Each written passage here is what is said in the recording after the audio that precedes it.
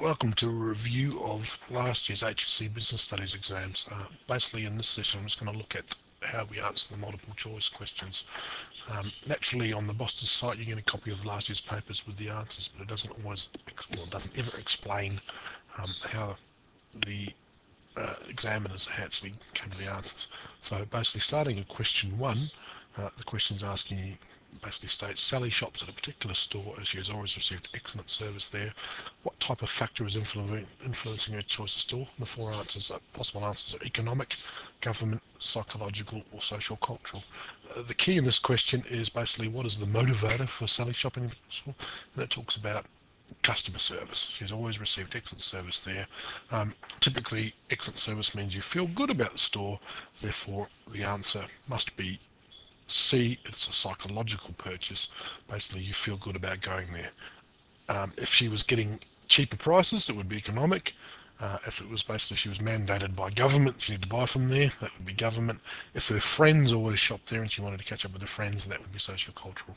But because it's related to service, it's a psychological thing. The answer is C. Question 2. A business is planning to increase its market share by merging with a competitor. What financial objective does this best illustrate? There are 4, basically on the product life cycle or the company life cycle: growth, liquidity, profitability and solvency. The key here is talking about increasing its market share. Basically what you're trying to do there is expand your market, so the answer clearly must be A. It's a growth mindset. Liquidity is basically when you're trying to make sure you're earning enough money to pay your short-term liabilities. Clearly merging with a competitor is going to increase your short-term liabilities. There are costs involved in doing that, and it will take some time for you to actually make any money out of that, so it won't be liquidity. Profitability is a possible answer, but the most correct answer is growth. Basically you want to merge with the competitor, grow your business, make more profits in the longer run. But a better answer is growth. Solvency is your ability to pay off your long-term debts. It may cost you quite a significant amount of money to actually merge with a competitor. This probably won't help your solvency in the short term. Longer term it may do, but again, the most correct answer is A, growth. Question 3. Kim is an independent contractor who cleans a school. Which of the following statements is true regarding Kim's employment? A, she is entitled to 4 weeks leave. B, her employment is subject to award conditions. C, she was responsible for paying her own income tax. D, she is entitled to maternity leave provided by the school. The key part of this question is the fact that Kim is an independent contractor. She is not an employee. She is self-employed. Therefore, she is not entitled to 4 weeks annual leave. She's entitled to take whatever leave she feels like, given the nature of her contract. At any time, she doesn't get to get paid for it. Her employment is subject to award conditions? No, it's not. She's a contractor, not an employee. She is responsible for paying her own income tax? Yes, she is. An independent contractor must pay their own income tax. So the correct answer is C. D, she's entitled to maternity leave provided by the school. No, maternity leave is an entitlement for employees. Remember, she is an independent contractor, not an employee of the school, so she is not entitled to maternity leave. Question 4. Grievance procedures are used when A, employees are ill, B, employees have complaints, C, employees are being appraised, D, employers want to increase prices. This one is related to, again, a human resources topic. Grievance is basically when you have an issue or you have a complaint that you wish to raise. Therefore, the correct answer is B. Employees have complaints. Employees are not ill, that's just related to sick leave. Employees are being appraised, that's performance appraisal or performance reviews. It's got nothing to do with grievance. Grievances can be raised during those reviews, but that's a separate part. Employers want to increase prices. There's no relation to grievance procedures at all. So again, the correct answer is answer B. Question 5. Which of the following are all examples of operations performance objectives? A, choice, flexibility, profit, speed. B, cost, dependability, quality, speed. C, customization, flexibility, profit, quality. D, choice, customization, dependability, profit. This is a bit of a trick question because most of those examples are all operations performances. You need to make sure that all of them are. So for example, in question A, choice is not an example of an operations performance. Flexibility, profit and speed are. Question B is the correct answer in this instance, because cost, dependability, quality and speed are all performance objectives. Operations managers want to minimize their cost, want to make their products dependable, want it to be of good quality and want it to be fast. Those are all cost center objectives and they help you to increase profitability of the business. Part C, customization is not a performance objective. Part D, again, choice or customization are not performance objectives for operations managers. Flexibility in question C would be a performance objective for marketing, but not for operations. Question 6. A new business has experienced a rapid increase in sales following a series of positive posts on social media. Which stages of the product life cycle is the business experience? A, growth to maturity, B, growth to post-maturity, C, establishment to growth, or D, establishment to maturity. Basically, this business is increasing, rapid increase in sales, shows you basically it's part of the growth stage, so your possible answers are A, B, or C. The correct answer in this state is answer C, establishment to growth. Basically, once you establish your business, you're trying to develop sales, so you are going into your growth life cycle. It's unlikely that an established business going from growth to maturity would receive a rapid increase in sales from some positive social media. It's most likely to be from the establishment stage. A new company starts up, new products are released, starting to develop its own business. So the most correct answer in this one is C. Again, a bit of a trick question, because A could be a correct answer, B could be a correct answer. Unlikely that D is, but the most correct answer, the most likely response, which is what the examiners are looking for, is answer C. Question 7, a car assembly plant had to shut down operations for a day because tyres had not been delivered. What inventory management strategy at the car assembly plant may have caused this situation? There are 4 possible answers. A, just in case, B, just in time, C, first in, first out, D, last in, first out. Only 3 of those are inventory management strategies. You can discount A because just in case is not an inventory management strategy. The other 3 are. What you need to be wary of here is what each of them are. Just-in-time management strategy is where you are having a guaranteed supply of a limited amount of the product, so you don't have to have vast amounts in storage or in warehousing. So your parts for your manufacturing come in just in the time that you need them. This has huge benefits in terms of cost savings, but it runs a risk that if you run out of product, your operations will shut down. So therefore, this is the correct answer. Remember, first in, first out is basically product that comes into your warehouse. The thing that got there first is the first one that you use, and you rotate stock through that way. It's unlikely that a first in, first out system would cause your operations to shut down. Same with last in, first out, which is just reversing that, where the thing that came in freshest is the first one out of the warehouse, unlikely to cause an issue with that. So the answer for this one is B. Question number 8. A business has shifted from intensive distribution to more selective distribution. What is the most likely reason for this? A, to increase market share, B, to decrease personal selling strategies, C, to reposition products as higher quality, D, to expand the number of intermediaries. Intensive distribution, remember, is where you're getting your product in as many places as you can, a la Coca-Cola. Selective distribution is where you're only going to distribute your product through a select number of outlets, maybe your own specialist stores, removing things like clothing from places like Myer, where you can get it from everywhere. Basically, as you want to position yourself as an exclusive brand. So the correct answer for this question is C, to repositioning products as a higher quality. It's unlikely that you're going to move from intensive to selective to increase market share.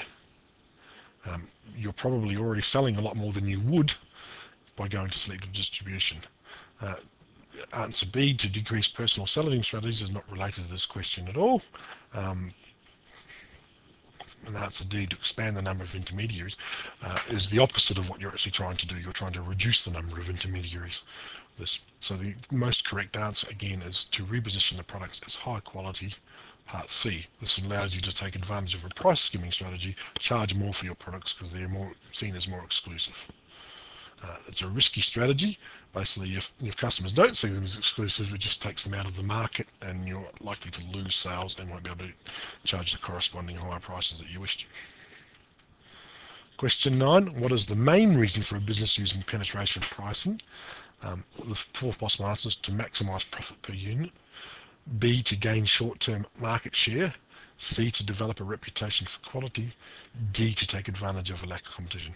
Remembering, penetration pricing is where you try to enter a market and you go in at a cheap price to undercut your competitors to gain some short-term market share. So the correct answer in this one is B, to gain short-term market share. Maximizing profit per unit is price skimming. Develop a reputation for quality is you're competing on quality. To take advantage of a lack of competition, again, is price skimming as well. When there is no competitors in the market, you can charge whatever you want. But to try and buy market share, it's penetration pricing.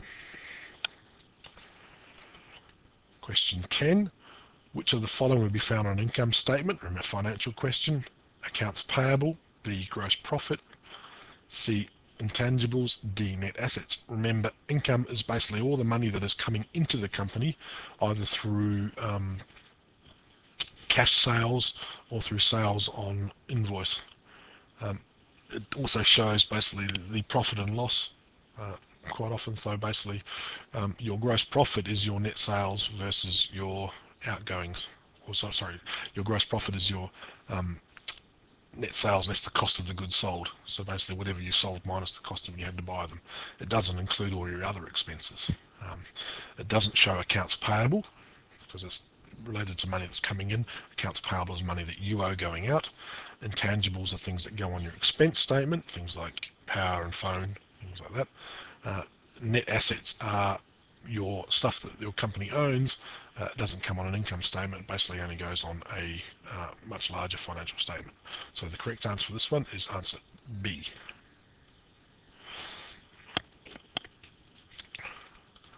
Question 11. An Australian business sells its bonza pies in both Australia and China.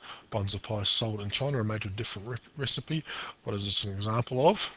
The possible answers: A, customization and hedging, B, global pricing and standardization, C, customization and global branding, D, global branding and standardization. Now, customization is where you are making a slightly different product for any of your markets.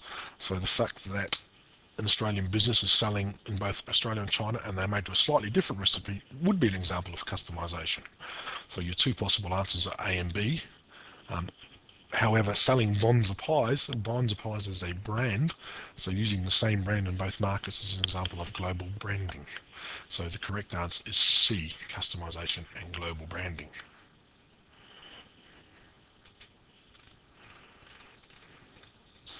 Question 12. Work patterns in Australia have changed over the past 20 years. An example of such a change is the decrease in A, casualisation, B, part-time positions, C, female participation, D, full-time male position. Unfortunately, most of these are things that have increased. The Australian workforce has become increasingly casualised. There are less full-time positions available. A lot of people are on casual hours. Part-time positions, again, a larger increase in the number of part-time positions. Part of this is the fact that a lot more females are participating in the workforce, particularly mothers returning to the workforce, often return in casual or part-time positions. Therefore, the correct answer in this one is full-time male participation. The number of jobs for full-time jobs for men with the erosion of manufacturing and several other industries like that has seen a decrease in men's employment over the last 20 years. 13. What is a reason for business to use a democratic leadership style? The possible answers: A, it has a project with a tight deadline, B, it has experienced highly skilled employees, C, there is no need for more standardized product, D, there is a potentially dangerous work situation. Basically, the correct answer here is Question B, democratic means the employees get a lot larger say in their employment structures and how they go about doing their work. This only really works when you have experienced, highly skilled employees, people who feel they have more to contribute than just being told what to do. It's unlikely you'd go into a democratic leadership style if you have a project with a tight deadline. Basically, that's when you need to actually get things running very quickly. It's unlikely you're going to devolve decision making to your employees. There is a need for more standardized products. Again, is the opposite of what you would use a democratic leadership style. If you just want a standardized product line, you would go into more automation and using less or lower skilled workers rather than highly skilled experienced people. These people are very good at doing things that are unique, one-off, interesting sort of and more challenging work. D, there's a potentially dangerous work situation. You certainly wouldn't be using a democratic leadership style in a potentially dangerous one. You would have people with very rigid controls over safety in that instance. Question 14, why would a business choose debentures as a source of funding? A, to reduce financial risk, B, to provide security over assets, C, to retain ownership and control, D, to obtain cheap short-term finance. There's a number of possible answers, but basically a debenture is where you're issuing stock in the company and basically being able to buy it back. Many of these answers are sort of correct, but the most correct answer is C, to retain ownership and control. You're not actually selling parts of the company, not selling shares, so you're not going to lose control of the company. It's typically done on a more longer term basis, so it's not cheap short-term finance.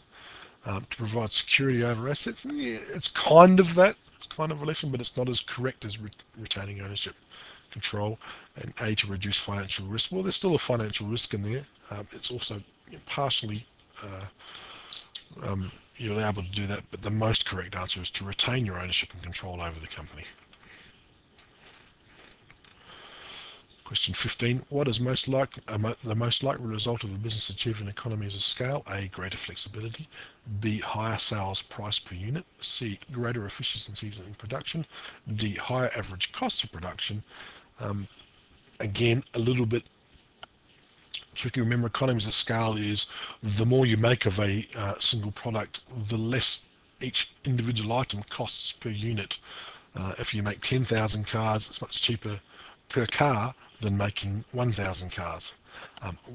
But economies of scale generally involve large production runs. So answer A, greater flexibility. This is not the case. Basically, you're running a run-off a large run of a single product, there's less flexibility. Answer B, higher sales price per unit, not related to economies of scale at all. Basically, the production is often divorced from what you can charge per unit, depending on which marketing strategy you're adopting. The correct answer is C, greater efficiencies in production. The more you make of a single product, the less cost you have in terms of retooling your assembly line, retooling plant, training your staff, getting new staff in. Therefore, also answer D, higher average cost of production is not like the result of achieving economies of scale. It's in fact the opposite, lower average cost. So the correct answer in this one is answer C. Question 16, what is the most likely impact of a recession on human resources? A, increase in wages, B, increase in overtime, C, decrease in involuntary separation, D, decrease in employee bargaining power. Remember, a recession is basically 2 periods of consecutive negative growth in an economy. What tends to happen is that employees have less bargaining power. Wages tend not to rise. There is a higher unemployment rate. Employers tend to think, well, if they're going to keep people on, they have much more control, much more bargaining power. So increase in wages is unlikely, apart from some industries that may be doing well in a recession. Increase in overtime, again, unlikely. If things at times are tough, there is less likely to be more overtime, although in some cases companies where they're worried about their future will put on extra overtime rather than hire extra staff, because they may need to lay off later if things don't improve. Answer C, decrease in involuntary separation. Involuntary separation is typically things like people being retrenched and made unemployed. It's likely that that will increase during a recession. So the correct answer is D, a decrease in employee bargaining power. Employers sometimes take an opportunity of take it or leave it. If you don't like it, there's plenty of other people who would like your job during a recession. Question 17. Which of the following an example of legal compliance for a sports store? A. Paying taxes on time. B. Offsetting carbon emissions. C. Induction of new employees. D. Paying dividends to shareholders. Only one of those things is actually legal compliance for any sort of store. The answer is paying taxes on time. Everybody's legally required to pay their taxes on time, and you'll be fined and sometimes prosecuted if you don't pay on time. Offsetting carbon emissions in Australia is not an issue. It's quite often people are encouraged to do it, but there's no legal requirement to do it. Induction of new employees is always a good idea, but again, there's no legal requirement for you to do that. Same as there are no legal requirement for paying dividends to shareholders. If you don't pay dividends, shareholders might become disillusioned and sell your shares, therefore driving your price down, but you're not legally required to pay out dividends to shareholders. Question 18. A Gantt chart for Sam's chocolate shop is shown. Remember, a Gantt chart is showing you the sequencing for operations. So when you're going to get your product up and running, what does the Gantt chart show? Selection and training of staff will begin in May. Well, clearly that's not the case here because the black line shows that we're beginning in the middle of March. The shop will open for business at the end of April.